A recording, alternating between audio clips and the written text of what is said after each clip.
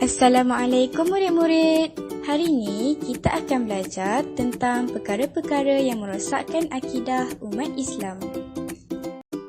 Mula-mula, mari kita mendalami konsep dan asas akidah terlebih dahulu. Jom kita belajar bersama-sama. Murid-murid tahu tak akidah tu apa? Tak tahu, Ustazah. Apa murid-murid, Ustazah akan terangkannya. Ini terbahagi kepada dua, iaitu dari sudut bahasa dan istilah. Dari segi bahasa, akidah merupakan simpulan iman dan pegangan yang kuat atau satu keyakinan yang menjadi pegangan yang kuat. Dari sudut istilah pula, akidah ialah kepercayaan yang pasti dan keputusan yang muktamad atau mutlak, tidak bercampur dengan syak atau keraguan. Maksudnya, akidah ini tidak mempunyai sebarang perubahan atau campur tangan daripada pihak luar dan ia disampaikan secara terus dan tulus daripada Allah SWT kepada umatnya. Baiklah murid-murid, tadi Ustazah dah bahagikan pengertian akidah kepada bahasa dan istilah. Jadi Ustazah ingin memberitahu pula murid-murid tentang pengertian umum akidah. Pengertian umum akidah pula ialah akidah merupakan keimanan dan keyakinan terhadap Allah SWT dan Rasulnya serta apa yang dibawa oleh Rasulullah SAW serta melaksanakannya dalam kehidupan seharian. Seterusnya, mari kita melihat apakah pula asas sebenar akidah yang kita pelajari pada hari ini. Akidah ialah keesaan Allah SWT dan dia sahaja yang berkuasa mengadakan sesuatu dan meniadakannya. Contohnya macam hujan, salji, kejadian siang dan malam, itu semua adalah kekuasaan Allah SWT. Jadi murid-murid, Allah SWT Maha berkuasa atas segala makhluknya dan seluruh alam semesta ini. Assalamualaikum murid-murid. Jadi, sudah pasti kamu sudah memahami konsep dan asas akidah kan? Baiklah, kita akan masuk pada bahagian seterusnya, iaitu perkara yang merosakkan akidah. Baiklah, terdapat 3 jenis perkara. Antaranya adalah melalui hati, lidah dan perbuatan. Yang pertama adalah hati, yang mana seseorang individu Muslim itu tidak percaya dan yakin bahawa pertama, alam ini tiada penciptanya. Kedua, kerasulan Nabi Muhammad adalah palsu.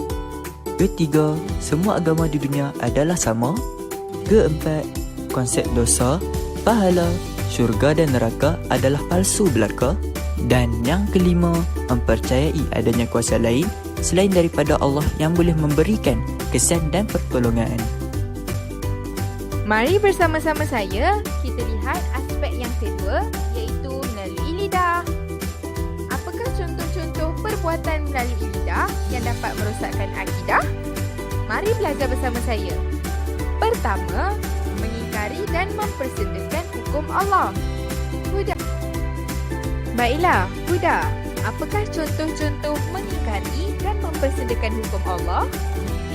Mengatakan bahawa zina, arak dan judi merupakan perbuatan yang halal di sisi agama Islam.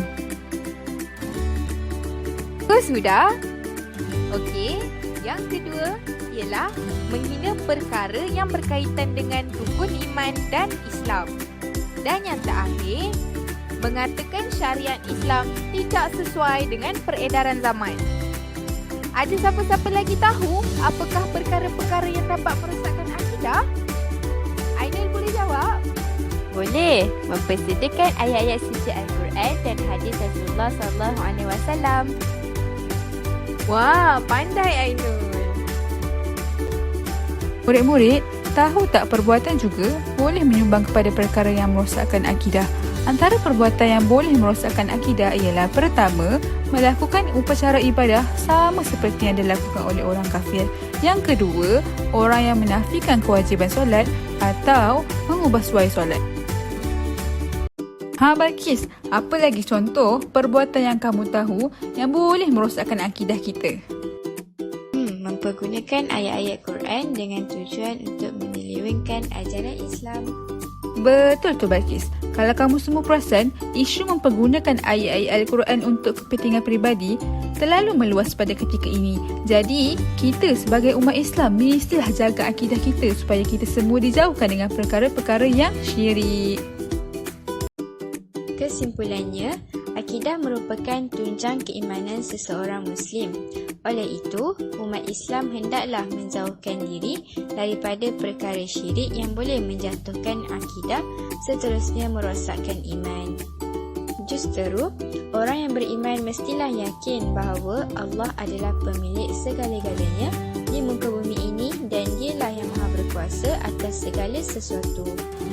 Nabi Muhammad SAW pernah bersabda yang bermaksud, "Aku tinggalkan kepada kamu dua perkara dan kamu tidak akan sesat selagi mana kamu berpegang dengannya, iaitu kitab Allah, Al-Quran dan sunnah Nabi-Nya, sunnah Nabi SAW." Jadi, kita mestilah menjalani kehidupan seharian dengan berpandukan Al-Quran dan As-Sunnah agar tidak terpesong ke jalan yang boleh merosakkan akidah dan tidak diredai Allah. Sekian sahaja daripada kami. Terima kasih.